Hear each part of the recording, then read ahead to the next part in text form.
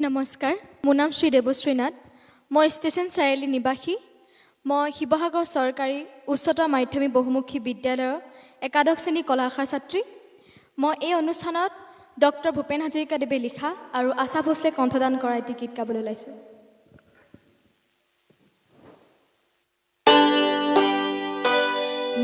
ধুনীয়া